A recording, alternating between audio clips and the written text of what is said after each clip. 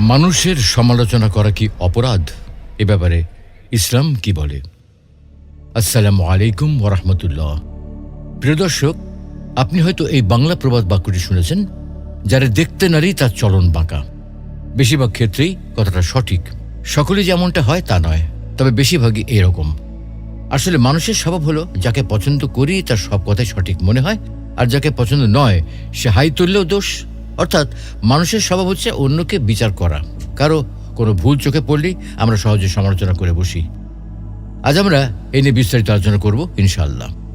প্রিয় দর্শক, অন্যের সমালোচনা করা একটি দ্বিমুখী সামাজিক আচরণ, যা ইতিবাচক বা নেতিবাচক দুই হতে পারে। কোনো ব্যক্তির কাজ বা আচরণের ভুল ত্রুটি দূর করে তাকে শুধরে দেওয়ার উদ্দেশ্যে যদি ইতিবাচক বা গঠনমূলক সমালোচনা করা হয়, তবে তা সমাজ ও ব্যক্তির জন্য কল্যাণকর। অন্যদিকে শুধু কাউকে ছোট করা বা হিংসা থেকে সমালোচনা বা গীবত করা হলে তা পারস্পরিক সম্পর্ক নষ্ট করে। সমালোচনা প্রধানত দুই ধরনের হতে পারে। এক, কনস্ট্রাকটিভ ক্রিটিসিজম বা গঠনমূলক সমালোচনা। এর উদ্দেশ্য থাকে ব্যক্তির উন্নতি সাধন। এখানে সঠিক তথ্য ও প্রমাণের ভিত্তিতে নম্র ভাষায় ভুল ধরিয়ে দেওয়া হয়। দুই, ডিস্ট্রাকটিভ ক্রিটিসিজম বা ধ্বংসাত্মক সমালোচনা। এর উদ্দেশ্য মানুষের আত্মবিশ্বাস ভেঙে দেওয়া বা সমাজ ও কর্মক্ষেত্রে তাকে অপমানিত করা। এটি মূলত পরনিন্দা বা কুৎসা রটানোর শামিল। প্রিয় দর্শক, অন্যের নামে সমালোচনা, এই বিষয়টি পৃথিবীর প্রায় সকল স্থানেই দেখতে পাওয়া যায়।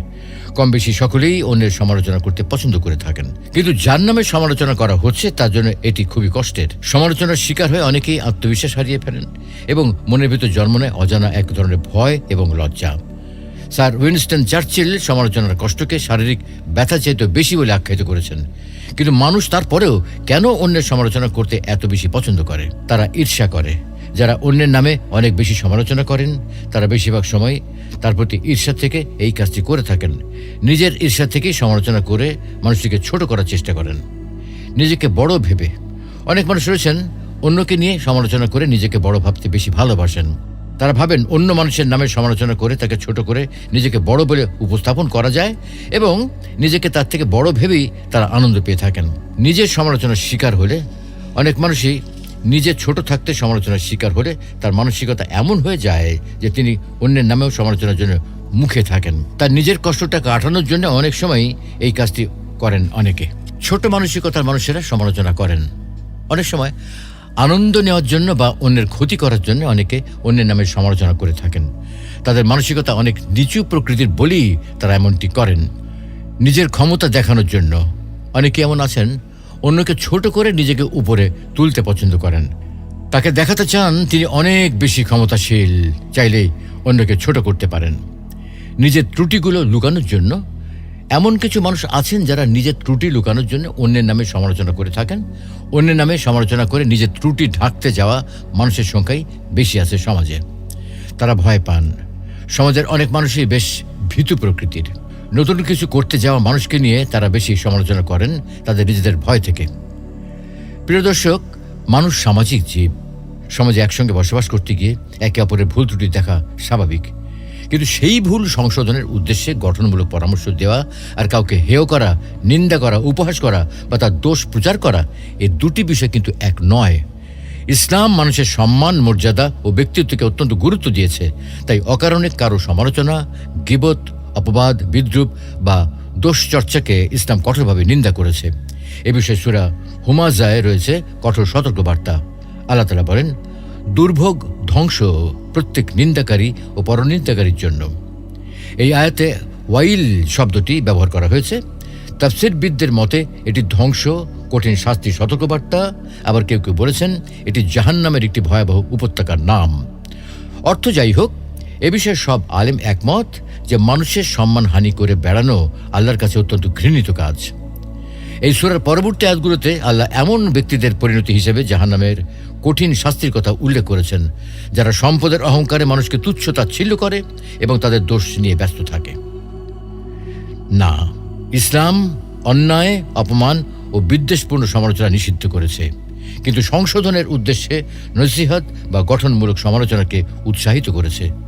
আল্লাহ তাআলা বলেন, তোমরা সৎ কাজে একে অপরকে উৎসাহিত করো এবং অসৎ কাজ থেকে বিরত থাকতে উপদেশ দাও। অর্থাৎ ভুল দেখলে তা সংশোধনের চেষ্টা করা ইসলামের শিক্ষা। তবে তা হতে হবে জ্ঞান, প্রজ্ঞা, সৌজন্য ও আন্তরিকতার সঙ্গে, অপমান বা হেয় করার উদ্দেশ্যে নয়। বাস্তবে দেখা যায় ভালোবেসে সমালোচনা করেন অনেকেই। এই ধরনের সমালোচনা অভিভাবক এবং শুভাকাঙ্ক্ষীদের কাছ থেকে পাওয়া যায়। অভিভাবকেরা নিজের সন্তানের ভালোর জন্য এই কাজটি করেন, কারণ তারা চান সন্তান আরও উন্নতি করুক। অন্তত এই সমালোচনা শুনেও তারা পরিবর্তন চায় সেই মানুষটির মধ্যে, যখন তিনি চান সেই মানুষটির মধ্যে পরিবর্তন আসুক এবং মানুষটি যেন আরও ভালো কিছু পরিবর্তন নিজের মধ্যে আনতে পারেন। আল্লাহ তাআলা বলেন, তোমাদের মধ্যে কেউ যেন কারো গীবত না করে। তোমাদের কেউ কি তার মৃত ভাইয়ের গোশত খেতে পছন্দ করবে? নিশ্চয়ই তোমরা তা অপছন্দ করবে। গীবত এমন একটি ভয়াবহ গুনাহ যার তুলনা আল্লাহ মৃত ভাইয়ের গোশত ভক্ষণ করার মতো জঘন্য কাজের সঙ্গে করেছেন।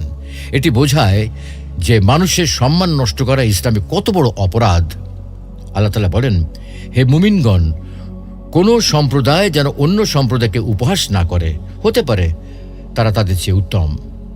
আজকে সামাজিক যোগাযোগ মাধ্যমে কাউকে নিয়ে ব্যঙ্গ, বিদ্রূপ, ট্রল, অপমান বা চরিত্র হনন, এই আয়াতের আলোকে একজন মুসলিমের জন্য তা থেকে বিরত থাকা আবশ্যক। রাসূলুল্লাহ সাল্লাল্লাহু আলাইহি ওয়াসাল্লাম বলেছেন, যে ব্যক্তি আল্লাহ ও পরকালে বিশ্বাস রাখে সে যেন উত্তম কথা বলে অথবা নীরব থাকে।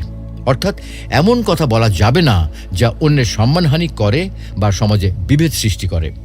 আরেক হাদিসে তিনি বলেন, মুসলিম সেই ব্যক্তি যার জিহ্বা ও হাত থেকে অন্য মুসলিম নিরাপদ থাকে। এই হাদিস আমাদের শিক্ষা দেয় যে শুধু শারীরিক আঘাত নয়, কথার আঘাত থেকেও মানুষকে নিরাপদ রাখা একজন মুসলিমের দায়িত্ব। আরও একটি গুরুত্বপূর্ণ হাদিসে রাসূল সাল্লাল্লাহু আলাইহি ওয়াসাল্লাম গীবতের সংজ্ঞা দিয়ে বলেন, তোমার ভাই সম্পর্কে এমন কথা বলা যা সে অপছন্দ করে, এটাই হচ্ছে গীবত। সাহাবীরা জিজ্ঞাসা করেন, যদি কথাটা সত্য হয়? তিনি বলেন, যদি তা সত্য হয় তবে সেটাই গীবত, আর যদি সত্য না হয় তবে তা অপবাদ। ইসলামে ভুল ধরিয়ে দেওয়া নিষিদ্ধ নয়, বরং তা একটা দায়িত্ব। তবে এর কিছু শর্ত রয়েছে। উদ্দেশ্য হতে হবে সংশোধন, অপমান নয়। ভাষা হতে হবে শালীন ও সম্মানজনক। সম্ভব হলে ব্যক্তিগতভাবে উপদেশ দেওয়া উত্তম। অহংকার, বিদ্বেষ বা প্রতিশোধের মনোভাব থাকা যাবে না। সত্য ও প্রমাণের ভিত্তিতে কথা বলতে হবে। আজ অনেক সময় সামাজিক যোগাযোগ মাধ্যম, টেলিভিশন, জনসমাবেশ কিংবা ব্যক্তিগত আলাপচারিতায় মানুষের দোষচর্চা, বিদ্রূপ ও অপমানকে বিনোদন হিসেবে উপস্থাপন করা হয়। অথচ একজন মুসলিমের পরিচয় হলো তিনি মানুষের সম্মান রক্ষা করবেন, প্রয়োজনে আন্তরিকভাবে সংশোধন করবেন, কিন্তু কাউকে হেয় করবেন না। ইসলাম অকারণ সমালোচনা, গীবত, অপবাদ, বিদ্রূপ এবং মানুষের সম্মানহানিকে কঠোরভাবে নিষিদ্ধ করেছে। সূরা আল হুমাজার প্রথম আয়াতে আল্লাহ তাআলা নিন্দাকারী ও পরনিন্দাকারীদের জন্য কঠিন শাস্তির সতর্কবার্তা দিয়েছেন। একই সঙ্গে কোরআন ও সুন্নাহ আমাদের শিখিয়েছে, যদি কারো ভুল সংশোধনের প্রয়োজন হয় তবে তা করতে হবে প্রজ্ঞা, সৌজন্য ও আন্তরিকতার সঙ্গে।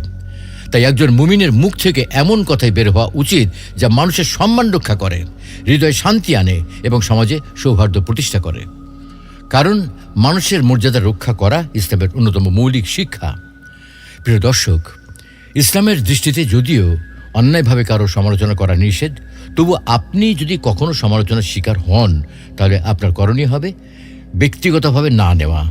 যে কোনো সমালোচনাকে ব্যক্তিগত আক্রমণ হিসেবে না দেখে স্রেফ একটি ভিন্ন দৃষ্টিভঙ্গি বা মতামত হিসেবে বিবেচনা করুন।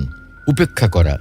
যদি বোঝেন সমালোচনাটি ঈর্ষা বা স্রেফ ক্ষতি করার উদ্দেশ্যে করা হয়েছে, তবে সমালোচকদের এড়িয়ে চলাই বুদ্ধিমানের কাজ। শিক্ষা গ্রহণ। সমালোচনা যদি যৌক্তিক হয় তবে তা থেকে শিক্ষা নিয়ে নিজের জীবন ও কাজে প্রয়োজনীয় সংশোধন আনা উচিত। আল্লাহ রাব্বুল আলামিন আমাদের সকলকে অন্যের সমালোচনা বা গীবত থেকে বেঁচে থাকার তৌফিক দান করুন। আমিন।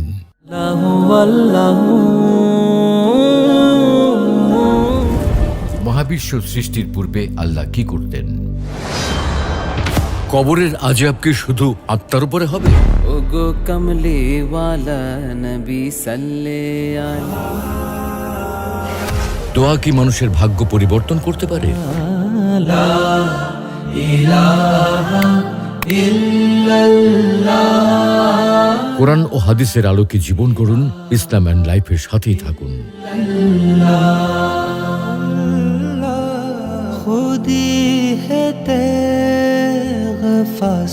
ইসলাম and life, ultimate path of light.